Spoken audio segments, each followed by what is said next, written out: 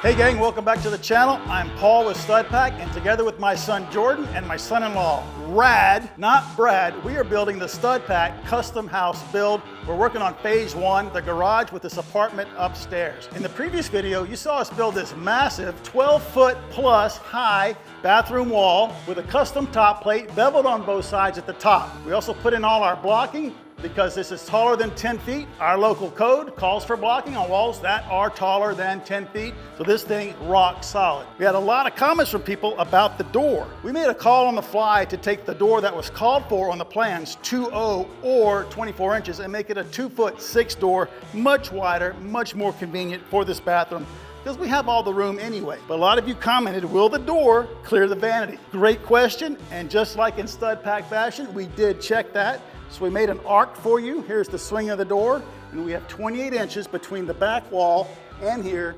Plenty of room for a vanity, which is standard 21 inches, but who knows, Jordan might pick out something a little bigger, but we have room for that as well. So we did make sure we had room for the door. We usually try to stay 10 steps ahead on everything.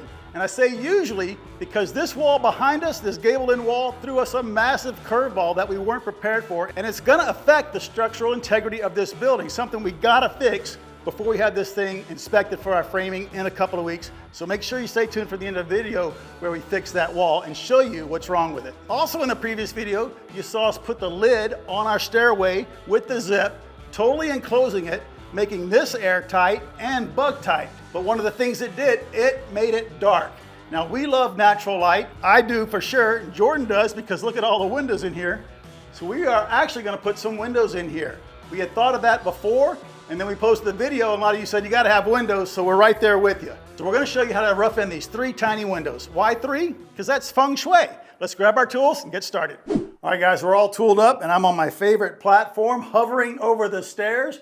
We've got our laser screwed to the zip wall here, and we will seal that hole. And we just had to determine 2 things. In which bays do our windows go, and how high are they gonna be? So we're gonna get small 14-inch square windows. So they will easily fit in the 14.5 inches between our standard 16-inch on-center framing. So we're gonna have one here where my hands are. We're gonna skip 1, 2, put one here, skip 1, 2, and a third one right over there at the head of the stairs. Now, as far as the height, we determined that the laser line is at 80 inches. That's the bottom of our window opening. That's the same as the height of our door, which is 80 inches. We just figured that was kind of a good way to do it. 80-inch door, windows are at 80 inches, everything will line up perfect. So now what we're gonna do, we're gonna cut our 3 blocks for our window sills, install them on our laser line. We'll move the laser to the top block, cut our 3 top blocks, and then we're ready to head outside and do the next step. All right, let me get out of here doing my, my little mountaineering, my little rock climbing maneuver. And we'll go downstairs and cut some blocks. 15.5.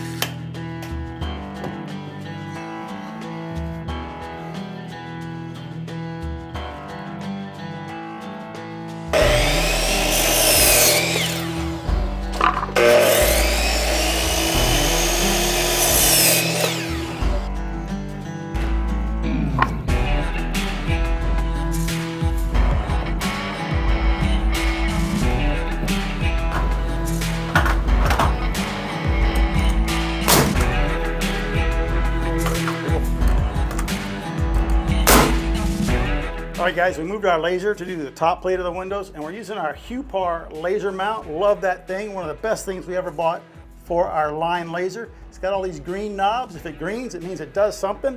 So this one on the side, it's got a little rack and pinion. I'm just gonna crank it. So I raise the whole laser up to my line. Here's my pencil line. Just gonna dial it up, right there, perfect. How easy is that? No chalk lines, no measuring, just follow the line. All right, dude, first staircase window. Woo. All right, guys, we're gonna route these openings from the outside of the building, but we need a hole for our router bit to go through. Got my good old spider bit there, right in the top.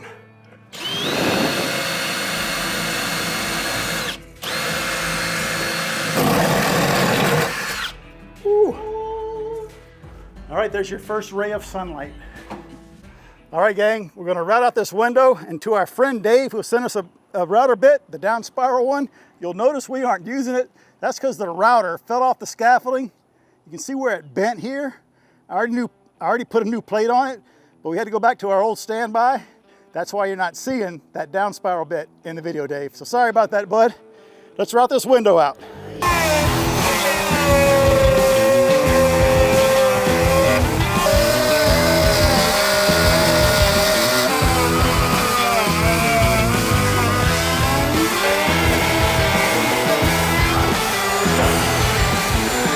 Oh, what's going on? We are the window makers here.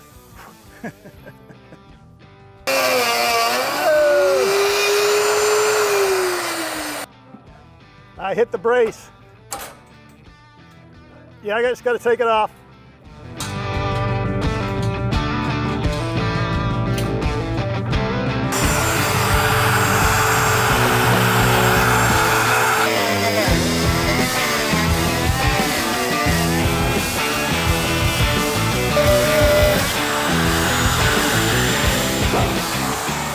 Woo!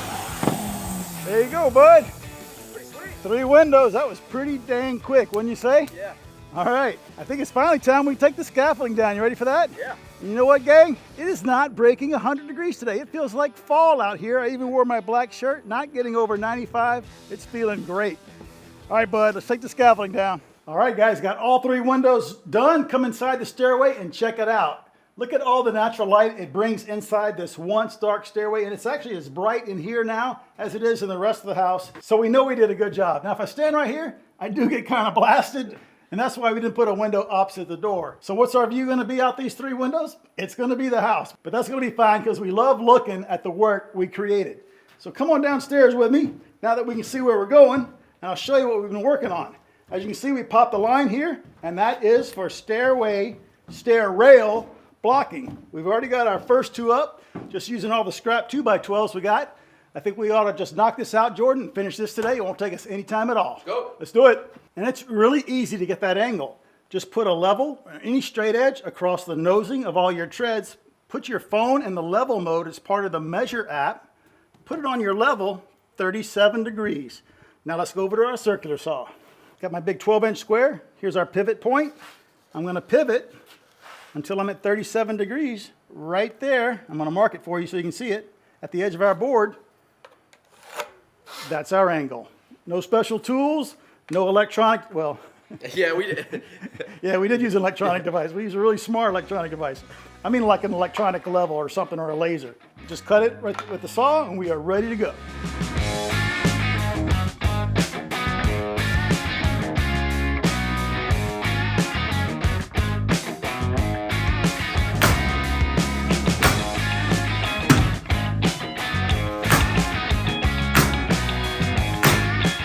All right, guys, our stairway blocking with our scrap 2x12s is complete. And that's gonna give us a really wide target when we attach our handrail. Where we are, we checked with our inspector, we only need a handrail on one side, so we put it here on the exterior wall.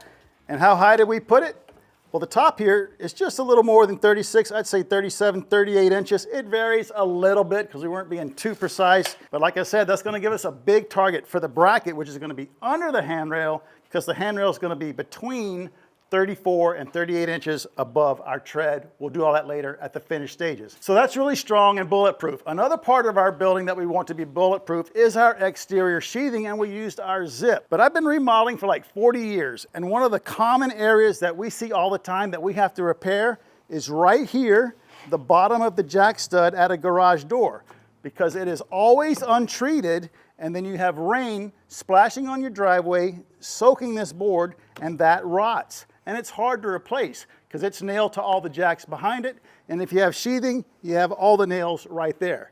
Now you could put a treated piece of timber here, treated 2x6 or 2x4. That's a great idea, but we have tons of zip cutoffs left over. So we're gonna rip it just like that. And we're not gonna do that here just at the garage opening. We're gonna do that to every exterior door and window opening on the interior building. Basically, we're bringing the exterior sheathing to the inside of our building. Now by doing that, we are changing the rough opening, but we accounted for that in the framing stages. For instance, this garage door is supposed to be an 18-foot rough opening. It's 18'1" because we knew way back then that we were gonna do this detail. So let's start ripping all the scraps of zip. We'll get Rad and Jordan set up on the saw, and they're gonna start installing all the zip and bring our zip sheathing to the inside of the building. What are you gonna be doing? I'm gonna take a break.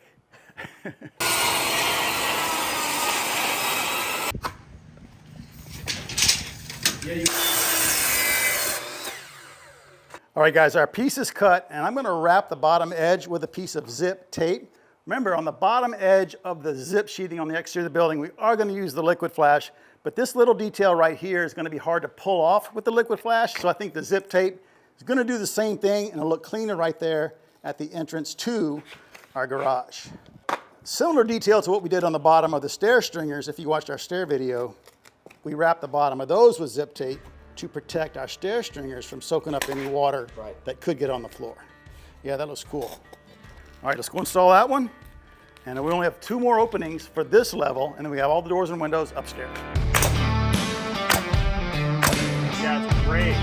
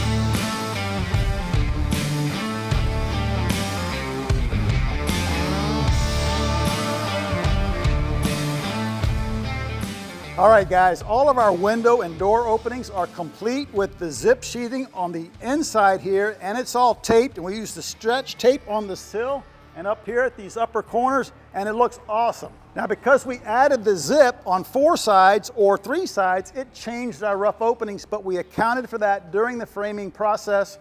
We checked our roughs against the window schedule, dead on, accurate, so those are all on order. They'll be here in a couple of weeks, and we'll have a special window install day, and you guys are gonna freak out by who our special guest is on window install day, but you're gonna freak out even more when we show you what's wrong with our framing.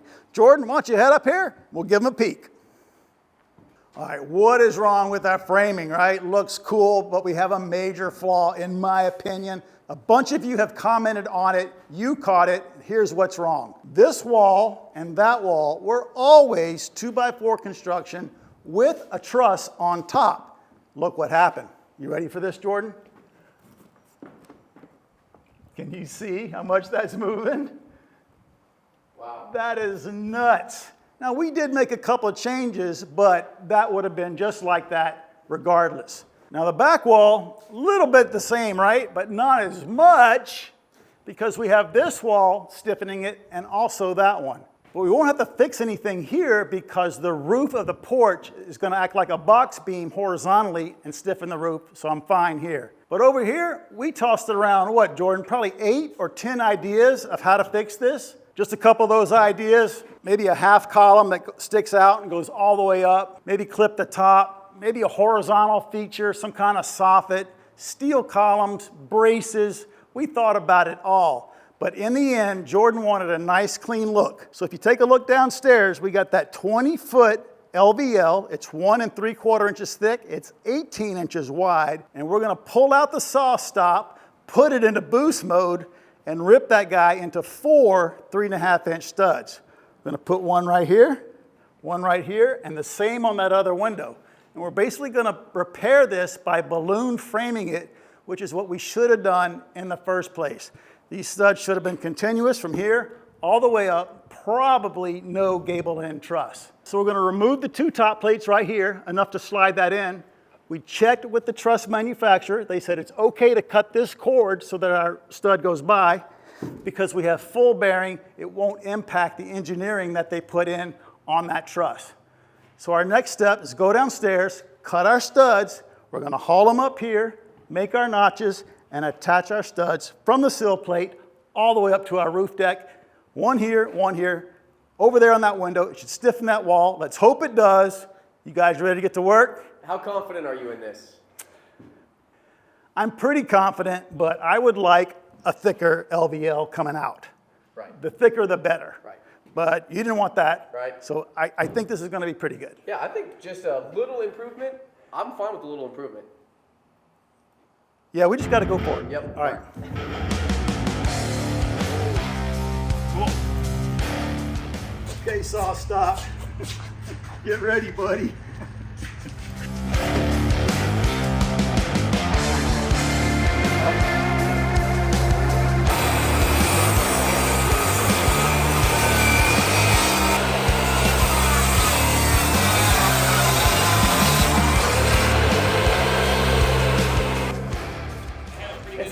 It's not bad. I said we did 99% perfect. I think that looks great actually. Yeah. Pretty rigid. Really? Yeah.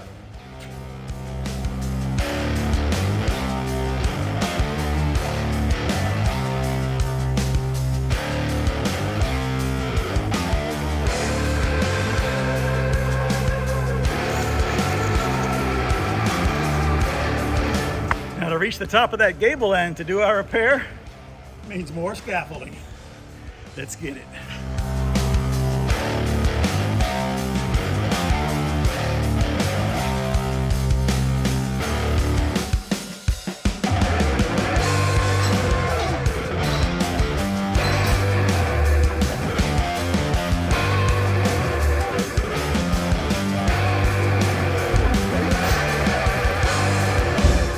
All right, guys, we got our first cut laid out. I kind of feel like I'm about to cut through the backbone of the building, but maybe I'm cutting through a little backbone to install a bigger backbone, right? This feels wrong, and you're just trying to make yourself feel better.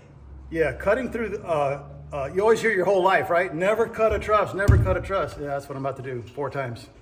All right, here we go. Can I borrow your safety glasses? Yeah.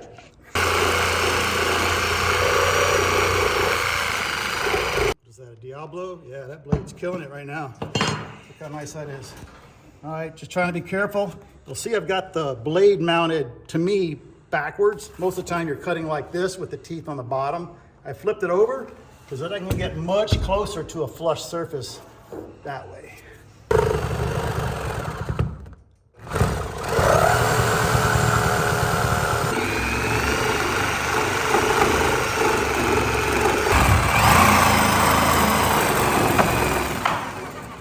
That's a good sign.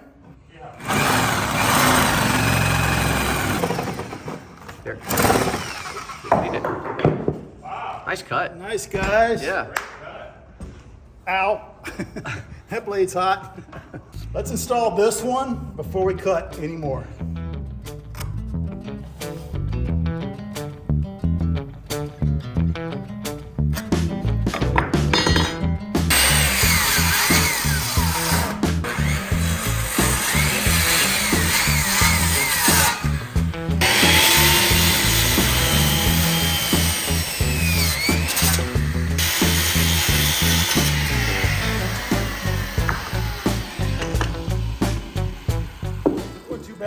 No. All right, let's put her up there. We'll screw it with 3-inch screws to our stud here. We'll fasten it to the top of the cord with screws. We'll give it a test, see how strong it is, but we're definitely gonna have to build some scaffolding outside to get the gable end truss attached to this guy. But I'm not ready to build more scaffolding. Let's put that up first. Let's see, it's gonna go like that.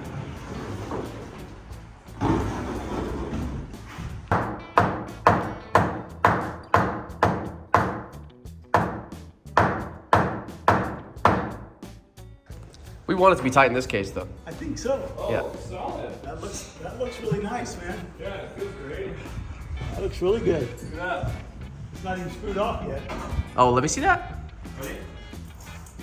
Ah. So much tighter. Huh. Okay, so we're on to something then. I wasn't worried at all. He's also a great poker player.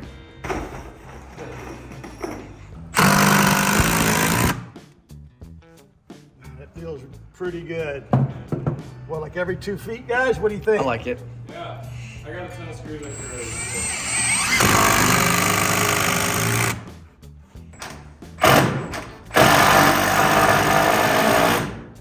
Cool. More. All right, we're holding everything plumb. Rad's gonna try to get a screw in the top. Yeah, it's gonna be tough, huh? Yeah. All right, guys, we are about halfway through major surgery. We basically cut this wall and installed 2 backbones or a new spinal cord all the way from the bottom plate to the top cord of that gable end truss. And check it out. It is way stiffer. Are you shaking it? Yeah. Do that again. Do that again. Wow. Yeah. And it's only secured here because we don't have our scaffold outside. And what I mean by here is it's only screwed through the LVL into our stud pack up to the bottom top plates. We haven't even done the top yet, so we're gonna build the scaffolding outside and connect all that together. So while we were down on the ground trying to be efficient, we've got these 2 pre-cut.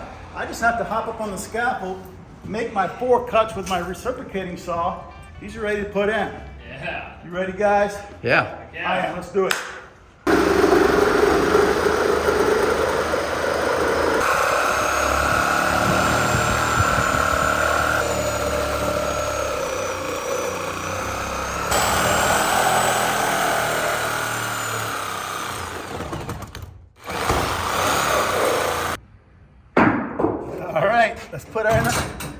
All right, let's put in our last 2. See how she feels. All right, guys, 1 finger, check it out. This wall is severely compromised now that we cut the top plates and the cord to some extent, but check out the other side.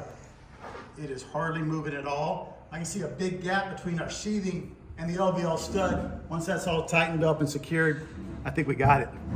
Hey, you, Rad, where's our stud, man? Dude. Catch guard. I like it, I like it. Oh,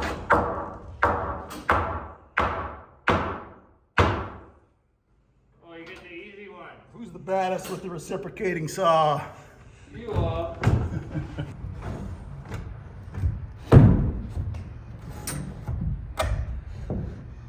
Tight, too tight.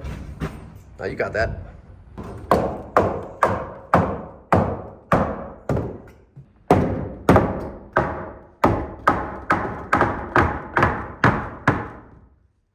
This stud is in our way. We can't put the screw here because the head's gonna bottom out here and not suck this tight to the stud pack.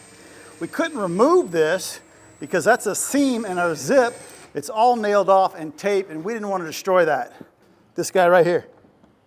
So what we're gonna do, we're gonna drill a clearance hole through this stud so that the head of this screw goes through that clearance hole just like that. Wow. That's the plan. We're in pretty deep. We are. We're in so deep right now that we got to get this fixed or your house could fall down. All right, let's do it. I got to go at an angle, but that's fine, huh? Yeah, because we have to drill at an angle. I'm through. Through. And that's a drill bit right there. All right, gang, all 4 of our LVL studs are installed. They go from the sill plate all the way up to the top cord of that gable end truss. We use 3-inch screws to attach them to this stud pack at each window. And I gotta say, this wall is a lot stiffer, but we're gonna make it even stronger because now we're gonna get up on the scaffold that we set up this morning and use our coil nailer to attach the sheathing to those LVL studs all the way up. That's gonna make it really strong. You guys ready? Let's get this thing nailed off.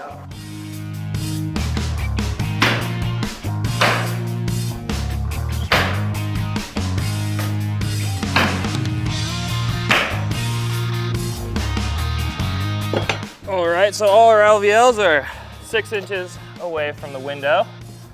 So there's our line.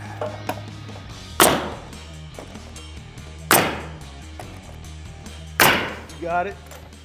That is so much better, guys. I love it. Rad, what do you think, man? Dude, oohs and ahs from this mouth, man. That's crazy. Oohs and ahs? Oohs and ahs. Love it. All right, guys, back up here on the scaffold. I want to show you one more thing we're going to do to make this wall even stronger, and something we need anyway. So I have a scrap piece of 2x4. Imagine it was a really long one. We're going to attach it to our LVL studs and to all these verticals when we pad them out. In other words, when I say pad them out, we got to bring these out flush to here. So we have a nailer for our drywall so it flushes out with the 2x4 wall down here where Jordan is by the window. So once I put this guy up here, about like that, we're going to come across the top with more 2x4s, connect it to the blocking on the gable end truss, definitely put it on this truss, and maybe go back even one or two more to tie the whole end of the building together with the roof system. And so what that's going to do is shorten the length of our stud and it won't flex as much. All right guys, we're going to go ahead and wrap up this video right here now that this wall is fixed, and we hope you enjoyed it as much as we enjoyed making it for you. So grab yourself some LVLs if your like button's kind of flexing a little bit, stiffen it up, smash it for us. Don't forget to check us out on Instagram at StudPackOfficial. Got our website, studpack.com. Please subscribe, and we'll see you right here on the very next Stud Pack video.